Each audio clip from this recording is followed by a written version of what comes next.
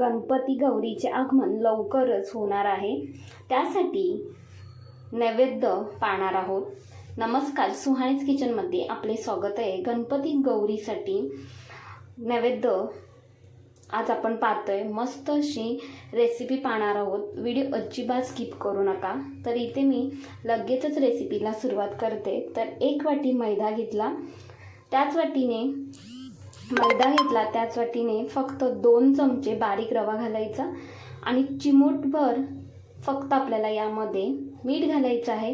म्हणजे चवीनुसार मीठ घालायचे, कारण गोडाचा पदार्थ आहे त्यामुळे मीठ घालून घ्यायचे। आणि यामध्ये खायचा रंग घालून घेतला आहे पाव चमचापेक्षा कमी। आणि हे व्यवस्थित एकजीव करून घ्यायचे हाताने व्यवस्थित एकजीव करून घेतल्यानंतर आता तेलाचे मोहन घालायचे आहे। तर 2 मोठे चमचे तेल कडकडीत गरम करून घेतले आणि ते या पिठामध्ये घालून घ्यायचे। चमच्याच्या साहाय्याने हे व्यवस्थित एकजीव करून घ्यायचे, म्हणजे सर्व पिठाला तेल व्यवस्थित लागले पाहिजे। त्यामुळे हातानेच इथे मी हे सर्व पिठाला तेल लावून घेते। पिठाला व्यवस्थित तेल लागले की ही रेसिपी आहे ती खूप मस्त होते आणि खुसखुशीत तयार होते। त्यानंतर यामध्ये जसे लागेल तसे पाणी घालून घ्यायचे आणि घट्टसर आपल्याला हे कणिक भिजवून घ्यायचं आहे। तर जास्तीचे पाणी अजिबात घालायचे नाही, थोडे पाणी घालूनच मैदा आपल्याला मळून घ्यायचा आहे। मैदा मळण्यासाठी जास्तीचे पाणी लागत नाही, त्यामुळे थोडेच पाणी घालून हा मैदा मळून घ्यायचा।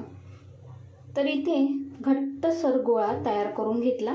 जसं आपण कणकेला पीठ मळतो तसेच आपल्याला हे म्हणजेच कणकेचे पीठ म्हणजेच पोळीसाठी आपण जे पीठ मळतो तसे हे घट्टसर कणिक भिजवून घेतले। यावरती झाकण ठेवायचे आणि 20 मिनिटं बाजूला ठेवायचे। त्यानंतर आपल्याला पाक तयार करून घ्यायचा आहे। त्यासाठी इथे एका कढईमध्ये 1 वाटी साखर आणि अर्धी वाटी पाणी घालून घ्यायचे आणि पाणी आणि साखर व्यवस्थित आपल्याला उकळवून घ्यायचं आहे। गॅसचा फ्लेम हाय ठेवला आहे। हाय फ्लेमवरतीच आपल्याला याचा एकतारी पाक तयार करून घ्यायचा आहे। तर पाक ओळखण्याची एक पद्धत तुम्हाला इथे दाखवते। तर अगदी शेवटी पाक चमच्यामध्ये घ्यायचा आणि तो हाताच्या बोटाच्या साहाय्याने चिपचिपा असा लागत असेल तर आपला पाक हा तयार झालेला आहे, एकतारी पाक तयार झालेला आहे। पण इथे आपला पाक अजून तयार झाला नाही आहे। अजून 1 मिनिटभर आपण हे शिजवून घेऊयात आणि नंतर परतला एकदा चेक करून घेऊयात।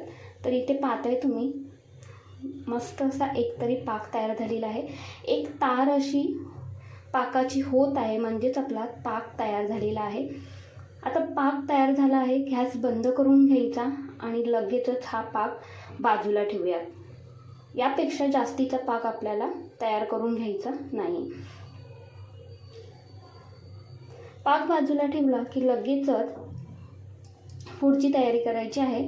गॅसवरती कढई गरम करायला ठेवली, त्यामध्ये अर्धी वाटी सुके खोबरे किसून घेतलेले ते यामध्ये घालून घेतले। खोबरे मंद आचेवरती व्यवस्थित आपल्याला हे गरम करून घ्यायचे आहे। याचा सुगंध यायला सुरुवात झाली आहे आणि सोनेरी रंगावरती खोबरे सुद्धा भाजून घेतले। त्यानंतर 2 चमचे पांढरे तीळ घालून घेतले आणि ते सुद्धा फक्त आपल्याला गरम करून घ्यायचे आहे। तर व्यवस्थित गरम झाले की लगेचच हे सुद्धा तीळ सुद्धा आपण काढून घेऊया। आता आपण कणकेकडे वळूया।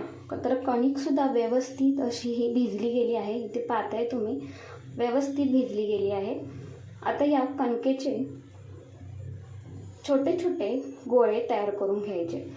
तर लिंबाच्या आकारापेक्षा सुद्धा छोटे गोळे तयार करायचे, तरच ही रेसिपी चवीला जबरदस्त होते। तसेच एकदा तुम्ही बनवलात ना तर सारखीच बनवून खाल, एवढी चवीला जबरदस्त लागते। तर इथे मी सर्व गोळे तयार करून घेतले। लगेचच आपल्याला हे लाटून घ्यायचे आहे। त्यासाठी इथे एका बाउलमध्ये मैदा घेतला आहे। मैद्यामध्ये एक गोळा घोळवून घ्यायचा आणि आपल्याला ही पोळी लाटून घ्यायची आहे, म्हणजेच याची आपल्याला पुरी लाटून घ्यायची आहे। तर पुरी लाटताना पातळ लाटून घ्यायची, आपल्याला अजिबात जाडसर पुरी ही लाटायची नाही। पुरी लाटताना ही काळजी नक्कीच घ्यायची आहे। तर पातळ जेवढी पुरी तुम्ही लाटाल तेवढी आपली ही रेसिपी मस्त अशी तयार होते. तर दुसरी पुरीसुद्धा इथे मी अशाच पद्धतीने ही लाटून घेते. तर आज आपण पाहतोय गणपती गौरीसाठी नैवेद्य, तोच म्हणजे मखमल पुरी. तर इथे मी 7 ते 8 पुऱ्या लाटून घेतल्या. बाकीच्या सुद्धा पुऱ्या इथे मी लाटून घेणार आहे. आता एक सांगायचे म्हणजेच पुरी आपल्याला ही अशा पद्धतीने फोल्ड करायची आहे. तर जसे मी दाखवले तशा पद्धतीने तुम्हाला फोल्ड करायची असेल, म्हणजे मध्ये दुमडायची असेल तर दुमडून तुम्ही अशी सुद्धा पुरी तेलामध्ये तळू शकता, किंवा तेलामध्ये टाकल्यानंतर सोडल्यानंतर ती लगेचच दुमडून घ्यायची आहे, तसे सुद्धा तुम्ही करू शकता. किंवा तुम्ही अशाच ह्या पुऱ्या फोल्ड करून दुमडून तेलामध्ये सोडून तळून घेऊ शकता. तर गॅसवरती कढईमध्ये तेल गरम करायला ठेवले. एक छोटासा गोळा तेलामध्ये सोडून घ्यायचा. पटकन वरती आला आहे म्हणजे तेल व्यवस्थित गरम झाले आहे. एक पुरी तेलामध्ये सोडून घ्यायची आणि इथे पाहताय तुम्ही लगेचच मी पलटी करून घेतली. आलटून पलटून ही पुरी व्यवस्थित तळून घ्यायची आहे. गॅसचा फ्लेम मध्यम ठेवायचा. मध्यम आचेवरती पुरी व्यवस्थित तळून घ्यायची. तर इथे एक पुरी आपली तळून घेतली. आता दुसरी पुरी आपण तेलामध्ये सोडून घेऊया. तर इथे या पुरीला इथे मी टोचे मारून घेतले आहेत. फोर्कच्या साहाय्याने टोचे मारून घ्यायचे म्हणजे पुरी फुगत नाही तेलामध्ये सोडल्यानंतर. तर अशा पद्धतीने तुम्ही हे टोचे मारून घ्या. तर तेलामध्ये पुरी सोडली त्यानंतर पुरी फोल्ड करून घ्यायची झाऱ्याच्या साहाय्याने आणि आलटून पलटून ही पुरी व्यवस्थित तळून घ्यायची. तर छान अशी ही पुरी मस्त लागते आणि मस्त अशी खुसखुशीत तयार होते. अजिबात चिवट होत नाही आणि कुरकुरीत पण नाही, पण खरंच खूप जबरदस्त होते. आता तिसरी पुरी इथे मी जी आपण फोल्ड करून घेतलेली होती ना पुरी, ती तेलामध्ये सोडून घेतली. म्हणजे मी बरोबर तुम्हाला 3 प्रकारच्या इथे मी पुऱ्या दाखवल्या. एक पहिली पुरी दाखवली, ती अजिबात तिला मी टोचे मारले नव्हते. दुसरी पुरी तिला टोचे मारून घेतले होते आणि तिसरी पुरी ती आपण अशीच फोल्ड करून घेतली आणि ती तेलामध्ये सोडून व्यवस्थित तळून घेतली. तर इथे आपल्या सर्व पुऱ्या तळून घेतल्या आहेत. तळून घेतल्यानंतर आता या पाकामध्ये आपल्याला सोडायच्या आहेत. तर पाकामध्ये सोडण्या अगोदर पाक थोडासा कोमट करून घ्यायचा आणि नंतर एक एक पुरी अशा पद्धतीने पाकामध्ये घोलवून घ्यायची. तर पाकामध्ये पुरी घोलवून घेतल्यानंतर ती तशीच ठेवायची नाही. लगेचच इकडून तिकडून अशी पलटी करून घ्यायची आणि लगेचच ती काढून घ्यायची बाहेर आणि यातला जो काही जास्तीचा पाक असेल तो निथळवून घ्यायचा.